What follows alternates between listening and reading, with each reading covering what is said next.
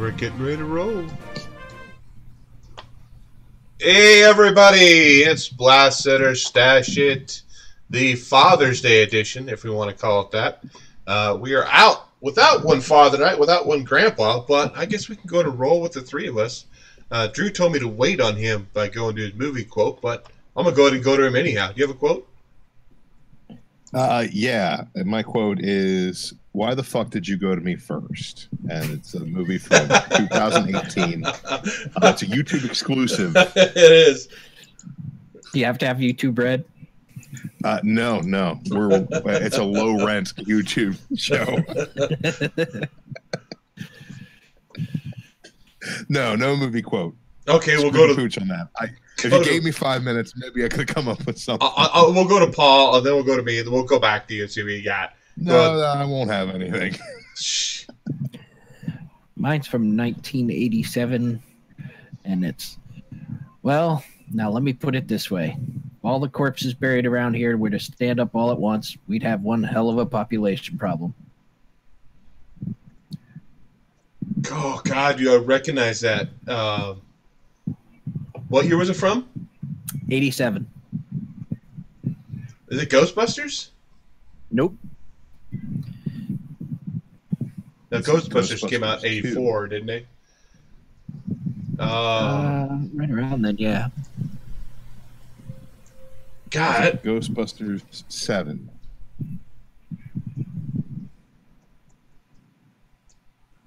I don't know. Ooh, is it I'll give Drew half a moment. Never mind. Nope. Well, what do we got? Lost Boys. It is Lost Boys. That's what Jackie-O said in the chat. Oh, yep. He just got it.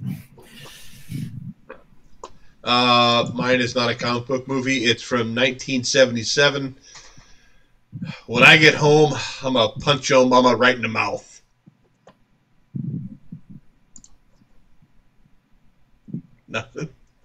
Nothing.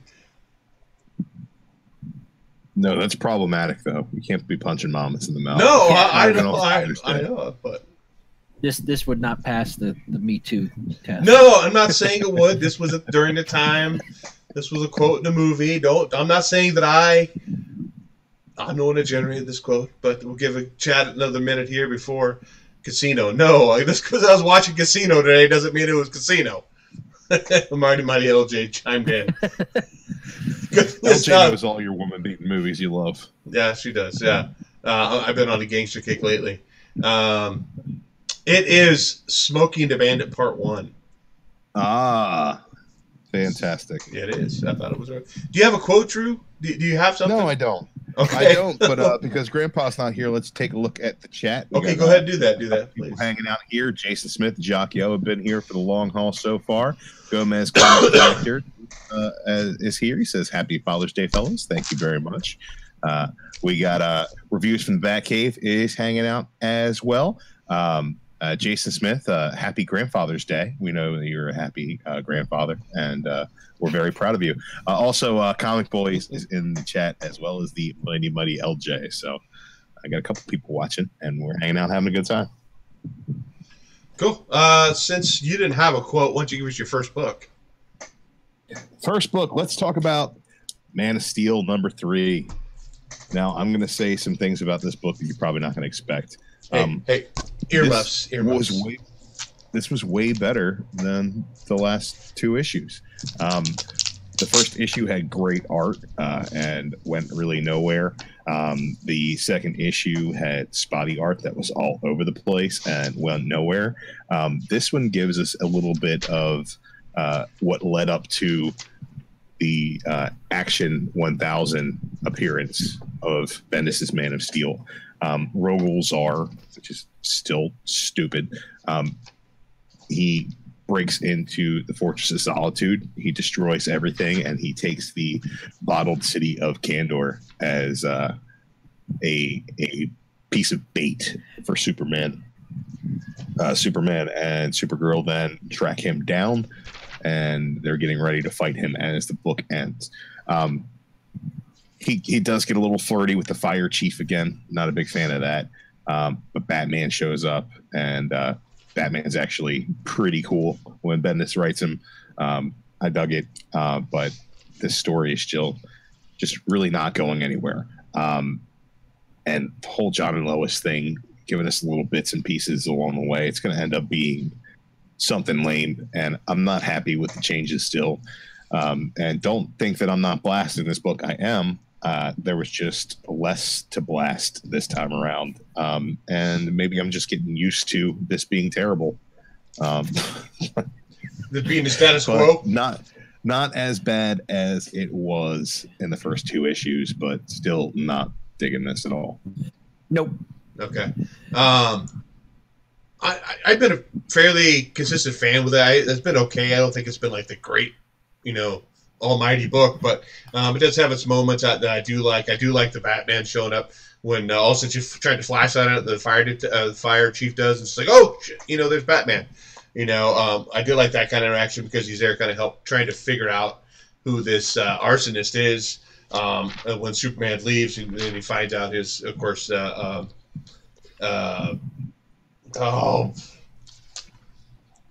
his solitude, whatever he called it, Drew. Fortress of Solitude. Thank you, Fortress of Solitude. I knew that, but slipped my mind.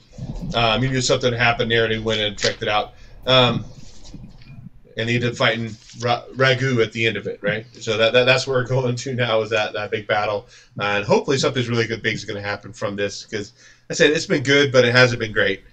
So it's a light stash on my end for sure. So, Paul, you're up with your first book.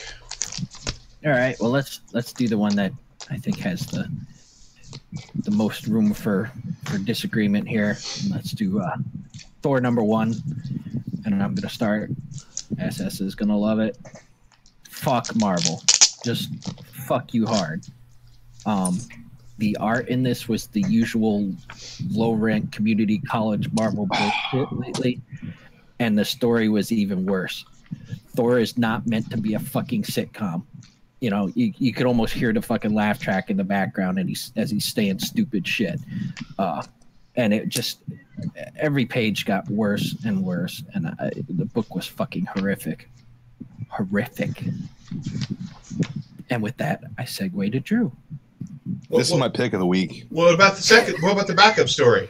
Did you not like the backup story? I didn't even fucking read it because I was so You pissed didn't read off. Space Sharks? Come on, man. Read Space Sharks. Okay, Horrific. what'd you think of that, Drew?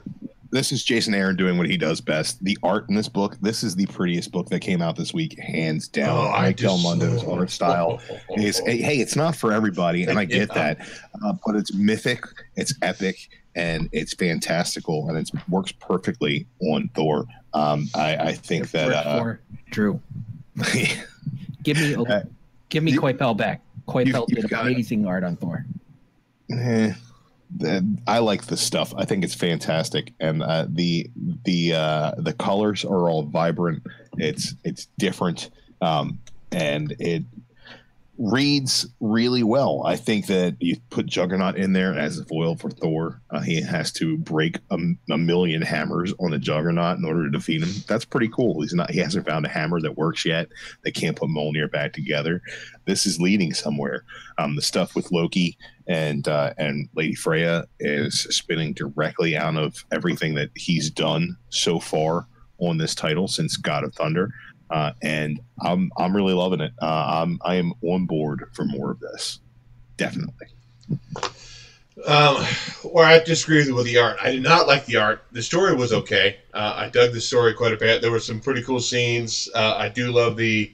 I'd hoped I'd come to reclaim the eye from their temple without too much bloodshed. And it says, "Hello, bloodshed," as soon as the Juggernaut comes out of that cave. I thought that was hilarious, too. I actually love that. I do like the idea about sending hammers down. It's not something that I'm not sure has ever been canon. Have you ever done it before? I don't know. Maybe you can answer this, Drew. Why does Thor have a gold arm? Why was he missing an arm? I haven't been reading Thor.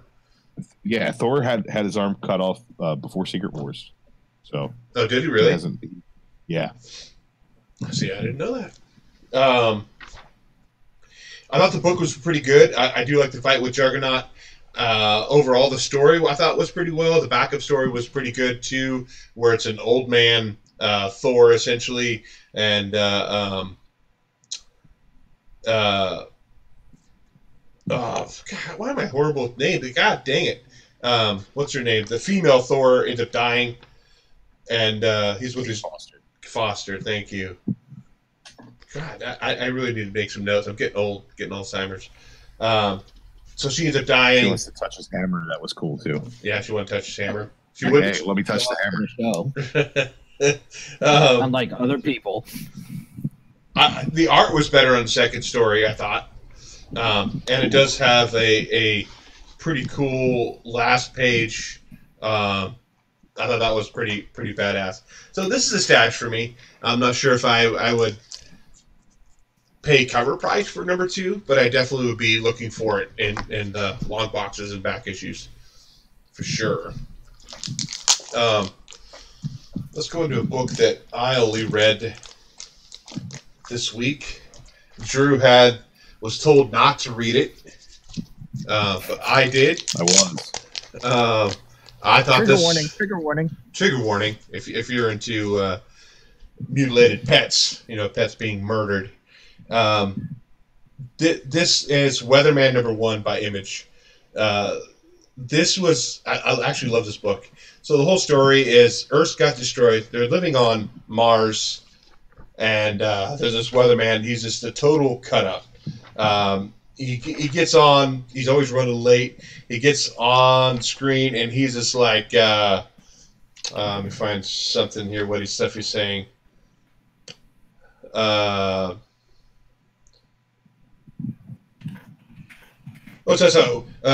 got an email from an area doctor who claimed that, technically speaking, a grown man can breastfeed an infant. So he pulls his shirt up. He's trying to breastfeed an infant on live on TV. So everybody loves this guy because he's this crazy personality. And he ends up going out on a date, taking his dog out, going to meet this girl again, taking on a date. And to find out she's like a FBI agent, essentially. And I'm not going to spoil the end of it. But definitely the main character, I could see if this turned into a movie, I could see Chris Pratt playing it. This seems like his type of character. But definitely a stash for me. I'm going to be picking up issue 2 just because of this last page and what's being said. So if you haven't picked up Weatherman #1, definitely go pick it up. Drew, you're up. Let's check in with the chat real quick. Okay, we got Midwest Comic Man Ball and Chain has shown up, tossing around verbal chunklets. Watch out. Double S Comic Reader is in the house. Happy Rusev Day. It is Father's Day, but every day is Rusev Day. Am I pulling for Rusev to win the Money in the Bank briefcase? He asks. I'm always pulling for Rusev, but they won't ever push him because he's just too good. Let's see who else is in here. Kat stopped in for a second. Kat Ran Figures to say hi. I don't know if she's sticking around because it is Mark the Cameraman's birthday. So happy birthday to Mark the Cameraman as well. As far as books, let's talk about something that I really didn't like, and that was Marvel Rising Alpha. I didn't really expect to like this. The art is okay. The story moves at an interesting clip. It's Squirrel Girl as like a instructor at a community college for computers or something, and Kamala Khan's in the class, and there's some weird technopath girl, and it's just not for me. I'm not the audience for this book, but it does have some solid art. I think that a lot of love went into this. It's just I am not the target market, and I will not be picking up any more of this. So that's a blast. I picked that book up as well, and I agree with you 100%. This is not targeted to 40-year-old males. That's for sure. The reason I picked this up because my understanding is the first appearance of a new villain. Yes. So that's one reason I picked up, speculation purposes. I tried to read through the book. I honestly did. I got about 5-6 pages into it, and I said, nope, not doing it anymore. The villain does look pretty cool. Her name is, I just said it to you, Paul, before the Emulator. show. Emulator. So she does look pretty cool. Yeah, a comic collector said that hers OK Comic made for high school kids on Rise. I mean, because it has to do with kind of Gamergate a little bit in a way. Because one girl, she's a gamer, but these guys are thinking she's cheating, she's modding, and that's she why is cheating. She's an inhuman. Yeah, yeah. Well, I mean, that's the thing. She has the power of electricity, so I mean, she could be cheating. We don't know that, but I mean, I think a lot of it kind of comes out of that too. Is just that girls don't game, blah blah blah, that kind of stuff. And I think that's the audience right there. Of the girls who do live the geek culture, live that kind of culture, but say, a lot of people say they're fake geeks or whatever, fake nerds. And I think that's what the target audience is for, those teenage girls that kind of live that life. So it's a blast for me. It might be a stash for somebody else, but not for 40-year male market. So that's for sure. Yeah, it wasn't bad. It just didn't hold my attention. I went into skim mode on it pretty quickly. You went to what mode? I could just skim mode. Oh, I just kind of skimmed through Ooh, it. I heard skin. I heard skin. No, I went to the mode where I didn't read every single bubble. Yeah. It was a really worded book. You could follow the action well enough just looking at the pictures, and I kind of flipped through it and saw where it was going, and not terrible, but just not something that I enjoyed. Paul, you're up. Let's do Venom #2. So when Marvel does it wrong, they do it wrong. When they do it right, they do it really fucking right. This was fucking amazing. I haven't read a shit ton of Venom stories over the years, but what I have read isn't as good as this. It's an amazing story. It's my co-pick of the week.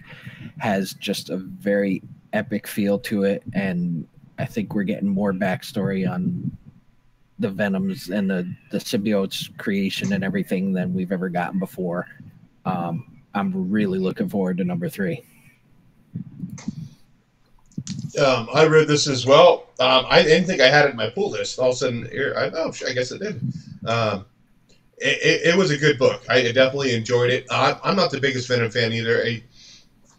He's almost like not the level of Deadpool, but I mean he's always in there a lot of stuff just because a lot of people like Venom or they think you do. But it definitely was a good story and good art. I'm enjoying this quite a bit and looking forward for more Kate's Venom for sure.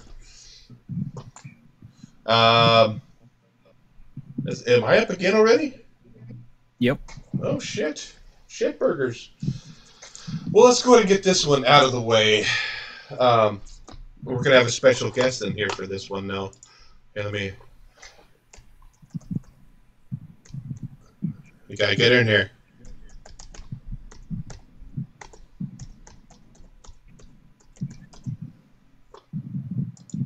Okay, so I'll go ahead and start it out. My pick of the week, absolutely, Magic Order #1 by Image Comics. A lot of people have talked about being Harry Potter for adults, and I think that's kind of what this is. I mean, even in the opening scene where they have this couple having sex, and there's two shadowy figures outside, and they're talking about, well, can you get in a room? No, they have a spell enchantment, but I think we have a way to get in. And they fake, they're able to quiet themselves, in order not to be detected. Insane stuff in here. Definitely a good book. I read through it twice. I read through it the first time, and then I read through it again today just to make sure I was on top of what was going on. So the whole story is about this family who's a family of magicians, and what are their names? Moonstone. Even love the introduction to Cordelia Moonstone, where she's been arrested because she was the magician at a kid's party and was caught having sex with a husband. But she's an escape artist, and she ends up they're like, "How good are you?" Well, I don't know. Turn around, look, and she's gone out of the back of the patrol car. Then it introduces the father of the group, and then it introduces which is Leonard, and then what's his Regan, and then there's also one more who's kind of taking a step out of the magic realm. He doesn't want to be a part of it anymore because of some tragic events that happened earlier in his life, and he swore he'd never go back to the magic. But people are slowly killing off these magicians. Definitely a good book. The art, I think the art fits the story really well. Really great art throughout the book. Definitely my pick of the week. I guess it's been optioned for Netflix movie too, or TV series. So who knows? I did not get the Adam Hughes cover. It was supposed to be. I thought it was on my pull list, but I guess not. And I guess our special guest is not jumping in here, so we'll go ahead and go to Drew, since you've read this. I think we've all. Yeah, I enjoyed Magic Order. Harry Potter for adults is kind of dead on. I kind of thought of it as Harry Potter kind of cross with John Wick.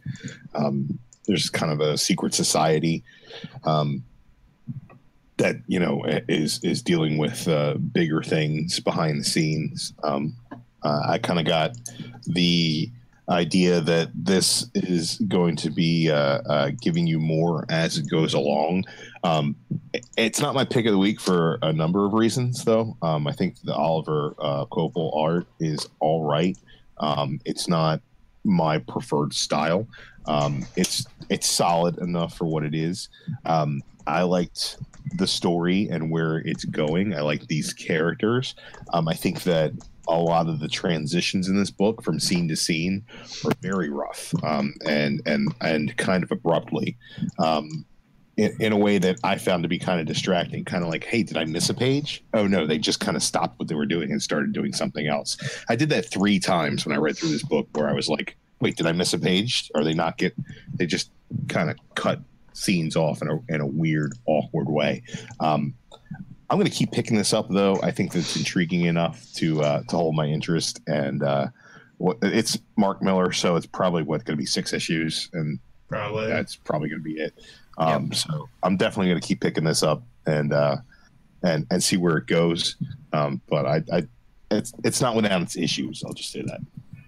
Is it Millar or Miller? I've heard both. I've always pronounced it Millar. I believe it's Miller.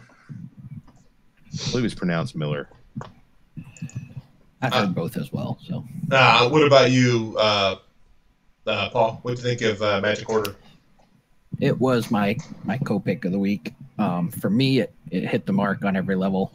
I thought the art was perfect for the story, and the story was freaking amazing. I mean, you got magic, assassins, mystery, and betrayal. It's just got awesome written all over it. And I know Drew didn't like some of the transitions, but I mean, I think it was more just a case of trying to introduce all the characters in a short amount of time. So I'm hoping that it'll be cleaner in the follow-up issues. But I mean, story-wise, I thought it was amazing. Jacko's saying it's Miller. Yeah, go ahead, Drew. That's how I've heard it pronounced other places. My issues with it don't keep me from enjoying the book. I put my critical hat on when I read through it the second time, because I as well read through it twice, and I really enjoyed it the first time through, but I felt it was a little choppy, and I got the same feeling about it when I read it the second time through. Again, these characters really jump off the page. The story itself is intriguing. I just think that there were a few execution issues that I don't really get from most Miller stuff. I think that this might have been edited a little bit differently than maybe they were going in the production, and maybe that's why this comes off a little choppy. Maybe they cut a couple pages out for space and try to fit some more words on those pages. So we'll see. Like I said, I'm confident that I'm going to enjoy this as a whole. I just had some issues with how it read. So our special guest this week, just for one issue, is Mighty LJ. I told her it was a Harry Potter for adults. She's like, hey, I want to read that. And so she actually jumped in and read the book. Real quick question. Did you read comics at all as a kid? I don't know if I've ever asked you that. No, I never really read comics as a kid. I didn't actually figure out why until about a year ago. And I sat down to read one of your comics and realized that they were all printed in all caps. And it bugs me. It's like everybody's yelling all the time. So I think that's what it was. But we did talk briefly about this book. What was your opinion on this book, on the Magic Order? I thought it was pretty good. It was more like a teaser trailer, so it started a bunch of things, and so I'm kind of excited to see what happens next. It seems like it just kind of jumped all over the place. But then again, when I talked to you, you said that's kind of what they do in the first episode. So I'm kind of excited to see where it goes because I'm a huge Harry Potter fan. And we have another guest also, by the way. Yeah. So yeah, that's the thing. It's kind of like setting up all these characters, trying to get the story rolling. So I don't know if I have any other questions. Would you? So you would stash this book then? Yeah, I'll read the next one. We'll see how it goes then. Well, might have to get the trade. Don't mess with my floppy. Fan is born. Maybe. Very, very limited fan. We'll see. But I think that's it. Anything else you want to say before you head out? No. Okay. All right. Well, I'll see you in a little bit. Okay. What? Bye. Okay. Bye, guys. No blowing kisses. Okay. Moving on to Paul. Let's do Hawkman #1. I really dug this. I mean, I've always liked Hawkman. I think he's a great character, underutilized, and I really like where they're going with this story. I mean, the whole beginning portion of the book has like an Indiana Jones / Clive Cussler kind of thing going on. I really dug that.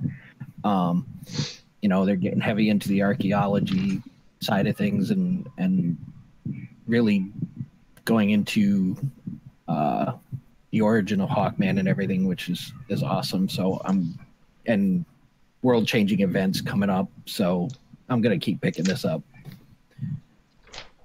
I did like the he's in there getting the Nautilus from the island, and that stone gorilla wakes up. He's like, "Give me the return the Nautilus," and he's getting out. He's like, "Yeah, it's a good thing only one of us has wings." And then that stone gorilla has his great big wings and starts flying after him. But we definitely find out. Anybody who knows Carter Hall knows he's lived for many years, died and reborn. They think we've always thought of it as one singular timeline, but now we find out, diving deeper into his psyche. Who was it that was diving in? It was Zatanna. No, it was Xanadu. Yeah, so she dives into his psyche and kind of helping him remember all this stuff that's going on. But he also learns that not only has he died and been reborn through... Do I have an echo? Echo. No, you must be the first one, Drew, or Jeremy. But not only does he find out he's been died and been reborn through the same time, it's through multiple universes as well. So that's kind of an interesting aspect to bring to Hawkman, I think. I definitely be picking up issue 2. I got both covers. I got the regular cover and I got this cover here. That was pretty badass looking cover. So yeah, and I really like the whole thing. He's like, "How am I supposed to save the world from this future if I can't even remember?" And she's like, "Well, you're gonna die 100 more times before we figure this out." Oh yeah. Before we jump on to the next book, does anybody else hear I have an echo, or am I good? Just to make sure. Okay. Might anybody else? Way to go, Jeremy. You made him feel self-conscious about himself. I did. Next thing you know, he's gonna start fiddling with his hair and shit. Oh god! Oh god! Oh god! There is an echo. Okay, well, while Drew is going over his next book, I'm going to dig into this echo problem we're having. All right. What should we do? Echo. Let's talk about the Adamantium Agenda Part 2. the cliffhanger from part 1 was that the team searching for the DNA of Logan found out that the DNA of Danielle Cage was what was being offered up by the secret black market auction. No big deal, though. Tony Stark just bought it, so nobody else could have it. So that was pretty easily brushed aside. He's also bidding on other things, which is kind of funny. We get the basis of why Wolverine trusted this team in the first place. He wants to make sure that he is not a science experiment. He's been a science experiment his entire life. He wants to make sure that after his death, he's not still a science experiment. I kind of dug that. The Tony Stark gets made by a mystery person in this auction, and we come to find out that the auction's being handled by Mr. Sinister, which is kind of a cool reveal. And the person who makes Tony Stark out at the meeting turns out to be the Wolverine, and not this Wolverine. The real Wolverine right now, Laura Kinney, and she cuts off one of Sinister's hands, and she looks like she's ready to deal some more damage. So we're going to find out what happens in the next couple of issues and see how this leads into the return of Logan. But I love this. I thought the art was good. I thought that the story, while kind of meandering all over the place, was fairly well written, and I thought that the humor infused in this book was spot on. I really enjoyed it. It's going to be a stash. I've been liking all of these Hunt for Wolverine titles. I think they've been pretty darn good. Okay, before we jump back in, is my mic any better now, or you even hear me? Because I think I can hear you. You can hear me? Okay. I think it's picking up on OBS as well, so we should be better, hopefully. But I don't know why you assholes didn't tell me sooner. That's all I got to say. Thank you very much. Moving on, Paul. Is Paul even around? What's up? Well, you know what? I will jump into. I know you. I have quite a few more books. Let me jump into another book real quick before we jump into a couple of those we all have. I got a message here.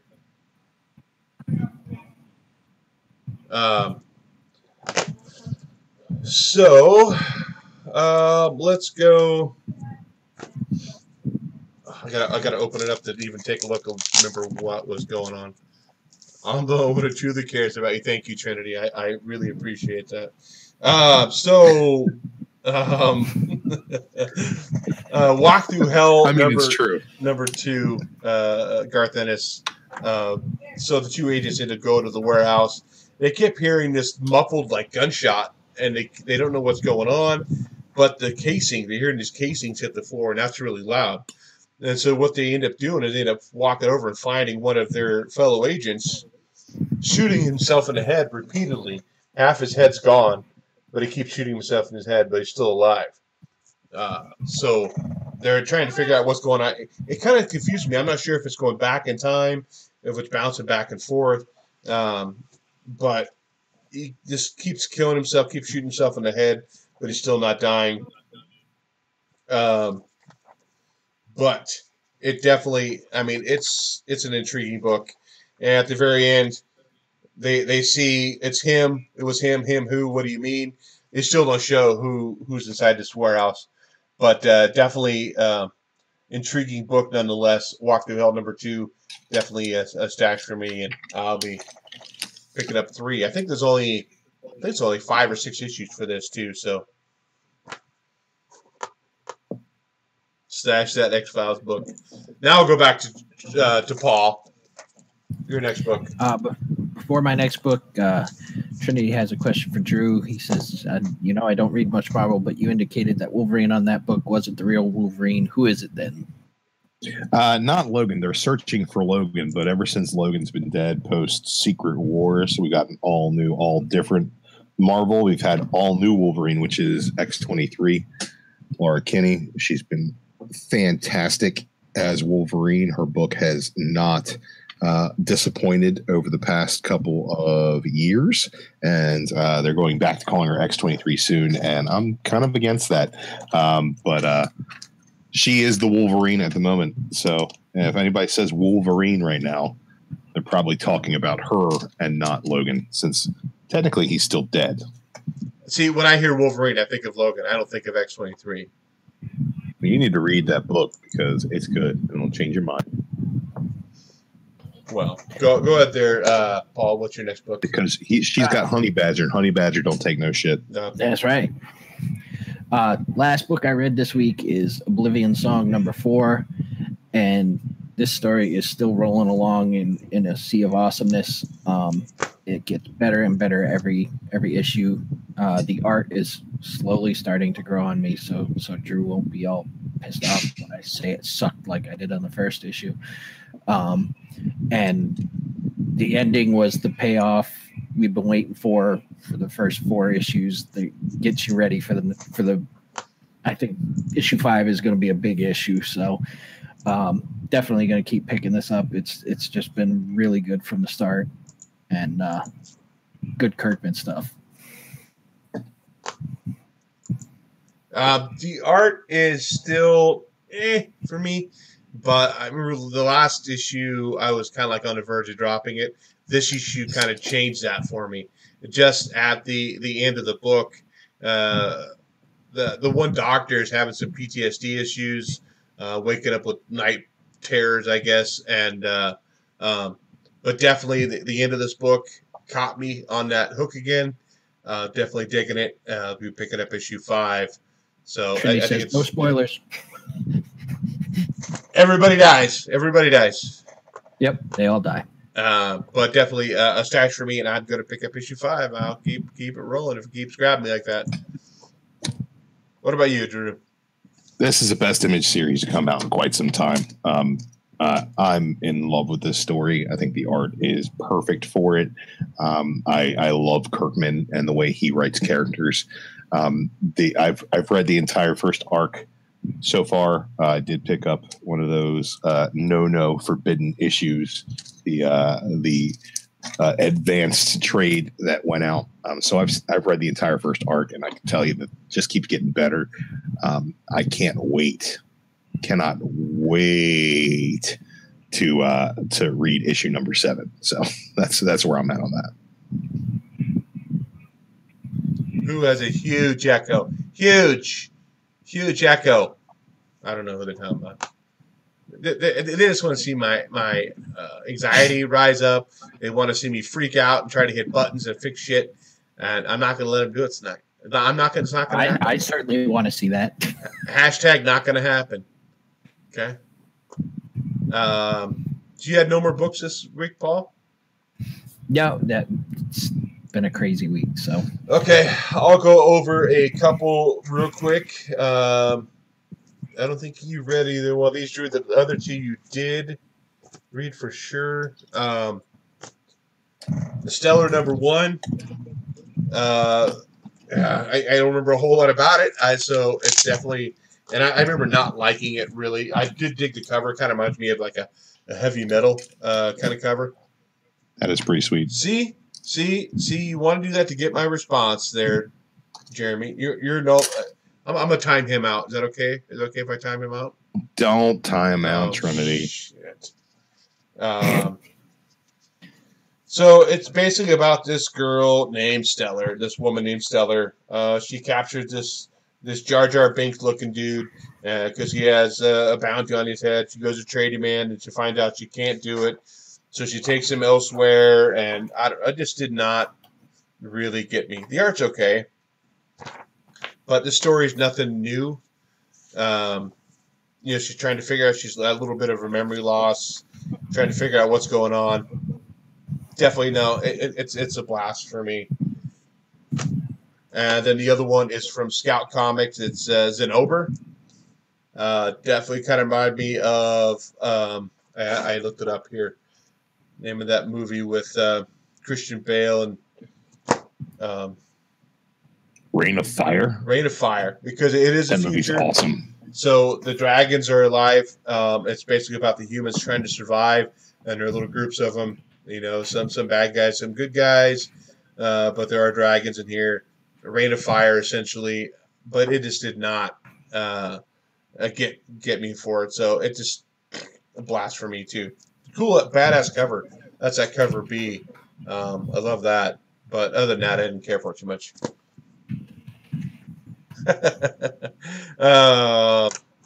Back to Drew. I know we at least the last 2 books I have you've read too. So, but go ahead and jump into your books. Talk about something you probably didn't read. Oh, maybe we'll see. Yeah, X-Men Blue number 29. I did not read that. Yeah, Trinity, this is the Jimmy Hudson you're looking for, but unfortunately in this book he becomes a poison. If you have been reading Venomized, which you probably shouldn't, or the X-Men Blue Venom crossover before that, Poison X, which you probably shouldn't read, or what was the other one? Venomverse, which was terrible as well. This is more terrible poison stuff with X-Men Blue. The original team is back on the ground, back from outer space, which is kind of cool. Jimmy Hudson turns into a poison, which is super dumb. And then he gets stabbed by Dakin, which is kind of cool. And they're set to square off in the next issue. This is a blast. I don't know what happened to X-Men Blue. I was loving it. This is kind of maybe a filler arc. I don't know what's going on with it. Not a huge fan of the art in this. I thought it looked really bad. And the fact that they're bringing poisons back at all is just a terrible, terrible idea. A couple more issues like this, and I might be dropping this off my pull list. And I'm an X-Men completionist. That's a big deal for me. Yeah, not a fan of this at all. Okay. Marvel 2-in-1 annual. This kind of goes back to Secret Wars, so that's what's kind of cool. Kind of ties that in a little bit more. I was not a fan of the art at all. There's like hardly any background at all in any of these panels. I don't know. Maybe they're trying to rush the thing out. I don't know. But definitely, I also read kind of the mind construct, though. It's kind of why there's nothing in those panels. You think so? You think that's why they're doing it that way? Yeah, they're kind of in the middle. They're in nowhere. They exist on another plane. Even early in the book. When he goes and meets all those reeds, that they're in a separate plane. There's like no background there. There's like no background here. I mean, it's just one solid color. There's like no established backgrounds. And there's a few shots that do. I just was not a fan. I'm not defending the art. I was not a huge fan of the art either. The story was okay. I do like how it's kind of wrapping in, like I said, 2 Secret Wars, because Mr. Fantastic and Sue Storm have been gone since then. It kind of explains kind of what happened to them and why they disappeared.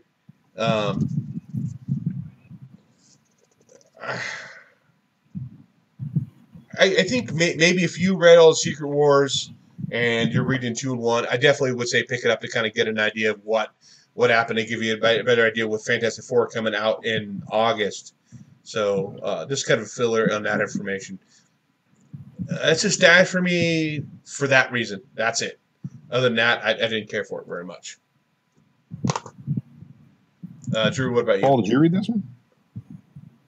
Paul didn't read this. Paul didn't read 2-in-1? No. I want to read it, but I haven't gotten to it yet. I think the story in this is fantastic. I really liked that it's more of a character study on Dr. Doom than anything else.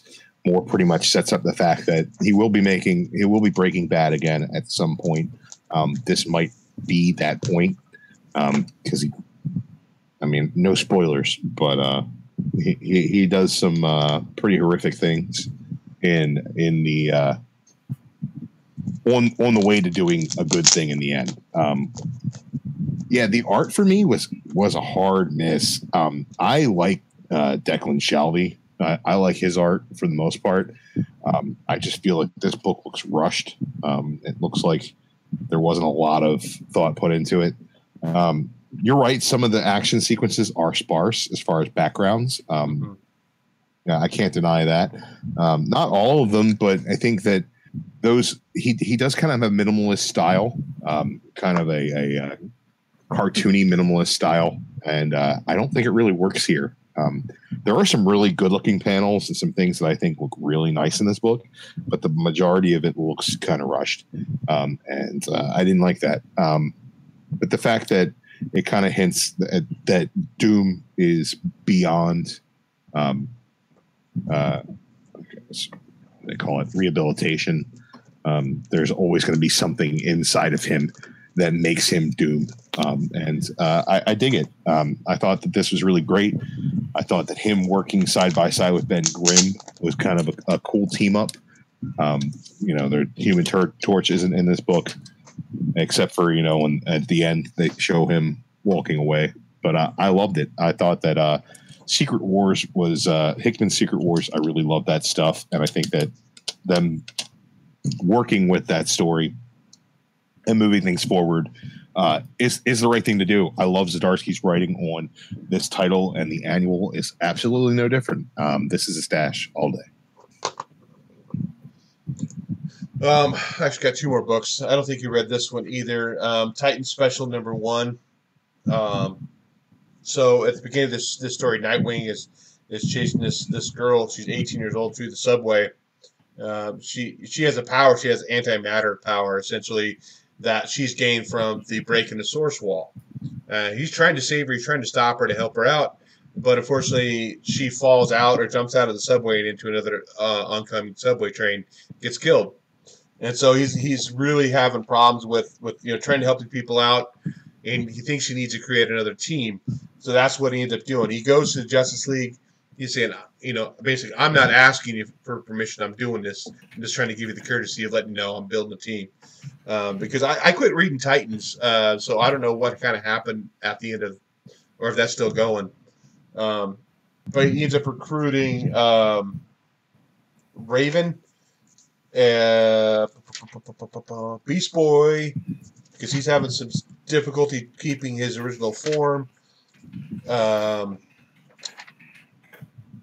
What is her? This is Steel, not Junior.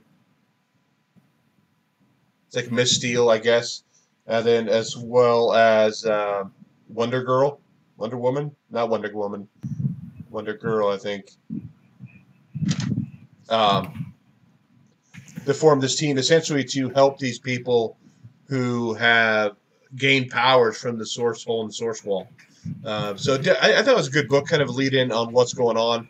There's some stuff that happens. Now their main headquarters are in the Hall of Justice, so that's kind of cool. But definitely, I think it's a good book, a stash for me. Kind of get an idea where Titans are going from here on out, and then now they have more of a purpose. But definitely, good book. I thought that I was told that the first appearance of Crush was going to be in this book. But no, it must be the Teen Titans Specialist coming out in 2 weeks. So, you're up, Drew. All right, let's talk Batman Prelude to the Wedding, Batgirl versus Riddler. I really enjoyed this book. This is classic Riddler versus Batgirl for a change instead of Batman. She kind of steps up and gets a real villain, and he kind of is playing along with her in a way that makes her think about her relationships and the wedding of Batman. I dug it. I thought the art was solid. Just quality Batman storytelling, and I enjoyed it. That's a stash. I'm not going to go into great detail with this next book. I know you have it too, because we want Paul sitting there all the time lonesome, not talking, and I feel bad about that. So, Mr. Miracle #9. I'm just chilling. There's chilling. Continuing of the great story from. I'm just going to shoot myself in the head. King. Tom King. You're gonna be like that Garth Ennis book. Yeah, pretty much. Yeah. So Tom King. So Mr. Miracle is trying to negotiate some issues, but definitely a stash for me. So that same 12 panel setup in the book that seems to work. I'm not sure. I think it's Spit. I'm almost positive it's Spit, but I don't know why they need so many panels showing the Spit. Maybe it's Spittle. I don't know. Do they really need that many panels of the spit flying down? I mean, I know they're trying to get some dialogue out there too, but good lord. But some repetitive panels, but still good stuff for Mr. Miracle. Stash for me. What about you, Drew, for Mr. Miracle number 9? Yeah, I'm loving Mr. Miracle. I don't know much about the character. I've heard that this is kind of not Mr. Miracle at all. Just Tom King's own character they kind of threw out there and put the Mr. Miracle moniker on. But I'm digging it. I like his character study here. I like the way it ends more than anything. The art style is fantastic. Gerard's art is really good. The 12-panel layout or 9-panel layout or whatever they're doing on these pages, I think it's fantastic. I think that it's probably the best looking DC book out there right now as far as presentation goes. It's certainly not the art isn't photorealistic or anything of that nature, but I really dig it. I think that if King and Gerard's were doing a book like Doomsday Clock, it would probably end up a lot better than what we're getting right now. I think that this, the panel layout in this screams Watchmen to me in a way that nothing that's going on in Doomsday Clock really does. So I don't know. I really enjoyed it. I thought that it was really great.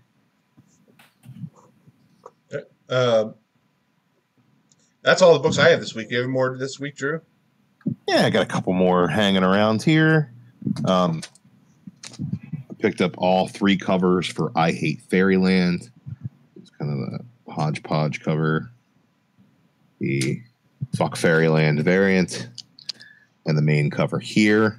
The Adventures of Gert in Fairyland are consistently hilarious, irreverent, and extremely violent.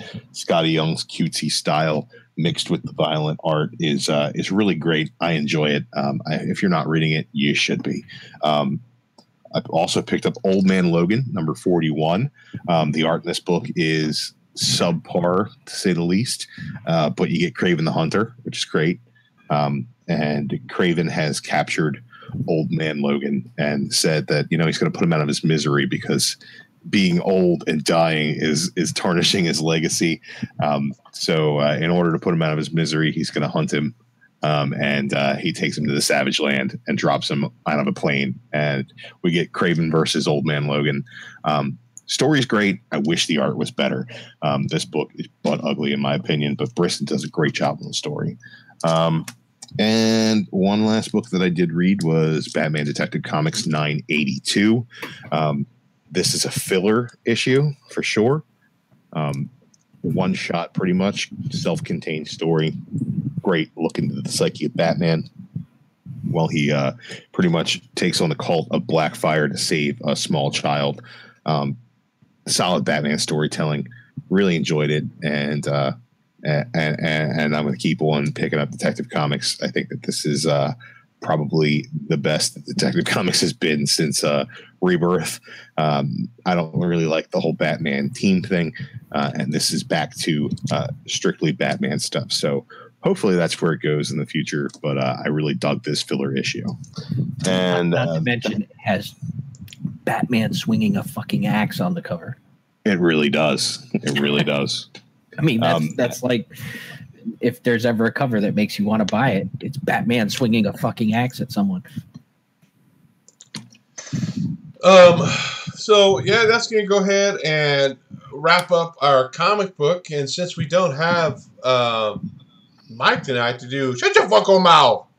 We're going to make you open your Funko mouth. Hey, Funko mouth shut. We'll just, I guess, briefly talk about maybe some of the toys picked up. I know I got some stuff at Toys R Us because they're still open here where I live. But start with you, Drew. Any toys or anything you pick up this week or last couple weeks? I had a pretty cool weekend. I spent Saturday yesterday with my daughter at a con, All-Star Comic-Con in Tyson Corner, Virginia. I did spend about 8 hours on the Capitol Beltway, all totaled in traffic, getting there and leaving. To kind of put a damper on things, but we had a good time, picked up some books. Didn't really pick up any toys there, and I thought that was my Father's Day with her, and I woke up this morning and she gave me a couple of gifts. Number one was this Deadpool t-shirt with a Venom pool on it. Pretty cool. I'm digging it. And she also picked up this vinyl Infinity War Thanos and Iron Spider for me. I hadn't even seen this before, and I'm really digging it. I think I actually might open this one up and display it. This Thanos is pretty badass looking, and Iron Spider being thrown in only just sweetens the deal. So this is the only thing that I really picked up this week, toy-wise. What about you, Paul? Did you get anything from Father's Day, toy-wise or anything? I went down to Toys R Us not too long, maybe last week, and picked up some stuff. I think some of them are already downstairs, but I did pick up Starfire as Batgirl. Got the Sabretooth Orb.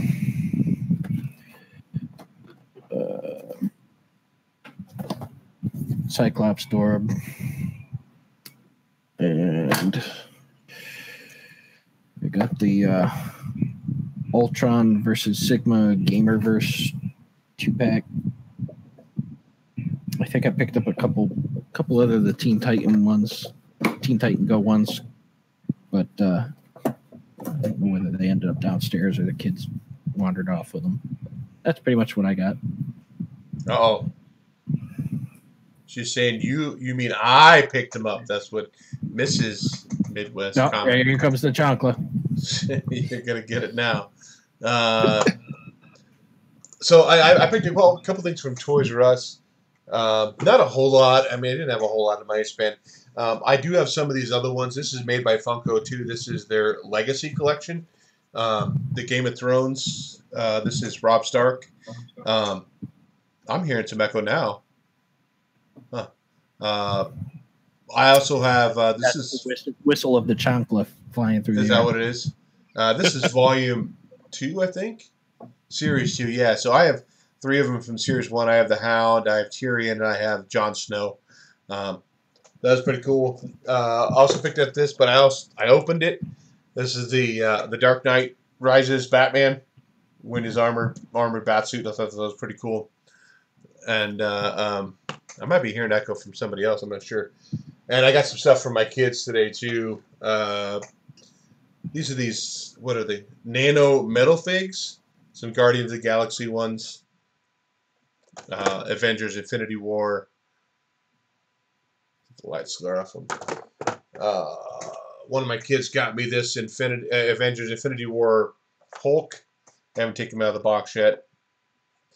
And one Funko Pop. I'm hearing that from somebody else. Proxima Midnight. So that's all the toys I got this week. I think that's it. So I guess we'll go ahead and do some shout-outs. You have any shout-outs, Drew? Yeah, shout out to everybody in the chat. We had a couple people pop in throughout the show. Tats Comics was up in here. JLS was hanging out for a couple minutes. Shout out to Trinity came through. Everybody who's been chatting us up, Jason Smith. This is why we do it, guys. We appreciate y'all coming through and checking us out. Happy reading out there. I enjoy doing this show, and if you guys keep coming back, we'll keep doing it. Paul? Yeah, what he said. What he said. Yeah, what I said. Except I enjoy doing the show, except for the fact that Drew's here, Yeah, damn it. I enjoy doing the show because Paul doesn't enjoy me being here. That's mostly. I do enjoy our witty repartee because we never agree on anything. We agree on a few things here and there. We agree that Mike's a bitch for not showing up tonight. Yeah. We do that. We have a few new subs to our channel. Geek Street Travels. The comic. I'm not sure if I want to try to pronounce this. Otaku. The comic Otaku. heel. The comic heel. Mark Bray, C. Woodward 19. So those are the few new subs we have. I know last time I checked, we had 4 entries into the Would You Rather contests. I've been trying to keep my eyes out for those. Yeah, guys, get your ass together and get some contest entries. I want to give some good stuff away. Jeremy definitely wants more people in it because he knows if he wins and he draws me or Mike, we're sending him a pile of comic porn. Otaka Dan, that's what Jason Smith. I thought you were going to bed, Jason. What the hell? He's got to go to bed early. He's a grandpa now. Oh, that's right. He is a grandpa. So I think that's it, guys. We'll roll it on out of here. So whether you blast it or whether you stash it, happy reading, and we will catch you guys next week.